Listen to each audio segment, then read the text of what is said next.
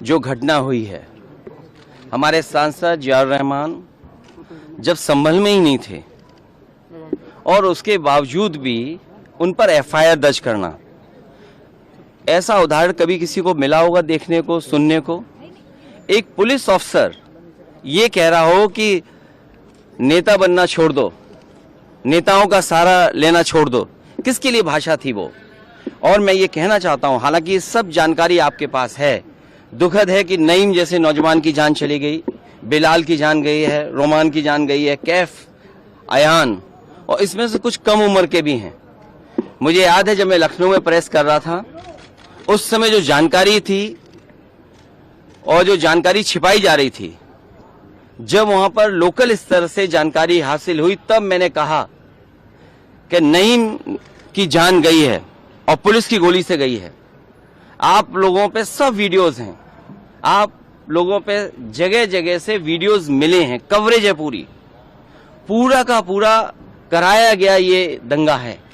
और किसने कराया? सरकार ने कराया, क्योंकि सरकार जो बेईमानी कर रही थी, सरकार जिसने वोट लूटा, सरकार ने जिसने मशीन पर ईवीएम की बटन बार बार पुलिस से दबाई, प्राइवेट ड्रेस में पुलिस लगाई, उस चुनाव में इनकी धांधली, इनकी चोरी न पकड़ी है, इसलिए जानबूझ करके संभल में घटना कराई है। और मैं पढ़ना चाहता हूं, संभल की शाही जामा मस्जिद के खिलाफ 19/11/2024 को सिविल जज चंदौसी संभल में एक याचिका डाली गई।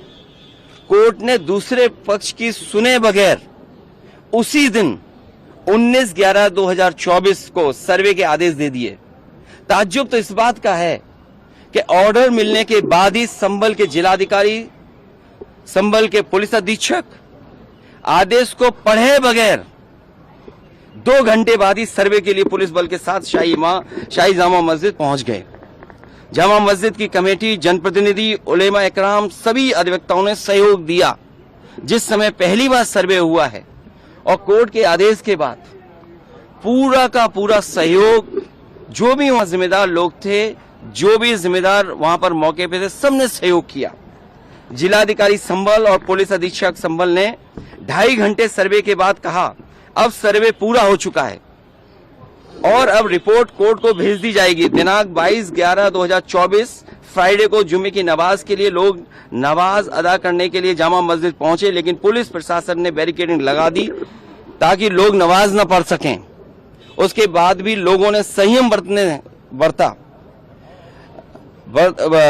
बरता, नमाज अदा की और किसी प्रकार का विरोध प्रदर्शन नहीं हुआ, किसी तरह की विरोध नहीं हुआ। 29 तारीख को कोर्ट की अगली तारीख तय थी। शाही जामा मस्जिद की कमेटी और मुस्लिम समाज के सभी लोग कोर्ट के केस की पैरवी के लिए तैयारी कर रहे थे, परंतु दिनांक 23 तारीख को रात पुलिस प्रशासन द्वारा कहा गया कि 24 तारीख को यानी अगले दिन सुबह को दोबारा सर्वे किया जाएगा। आखिरकार पहले एक बार सर्वे हो गया।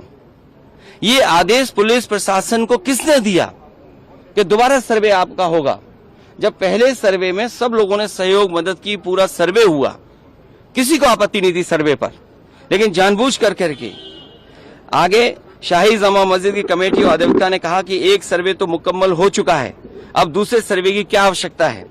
कोर्ट के आदेश का हमने पालन कर दिया, अगर दूसरा सर्वे करना है तो दोबारा आदेश करवाएं, कोर्ट के आदेश के बाद हम दोबारा सर्वे करा देंगे। लेकिन जिलाधिकारी संभल और पुलिस अधीक्षक संभल ने कोई सुनवाई नहीं की और तानाशाही दिखाते हुए और सुबह के वक्त से पहले शाही जामा मस्जिद आ गए। शाही जामा मस्जिद कमेटी और मुस्लिम समाज के लोगों ने फिर भी धैर्य रखा और दोबारा सर्वे के लिए अंदर ले गए।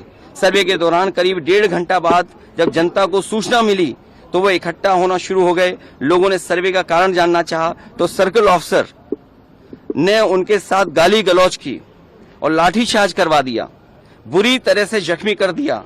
इसका विरोध करते हुए चंद लोगों ने पत्थर चलाए, जिसके बदले में पुलिस, सिपाही से लेकर अधिकारी तक ने अपने सरकारी और प्राइवेट हथियारों से गोलियां चलाई, जिसकी वीडियो रिकॉर्डिंग है, जिसके एवज में दर्जन लोग गोलियों से घायल हो गए।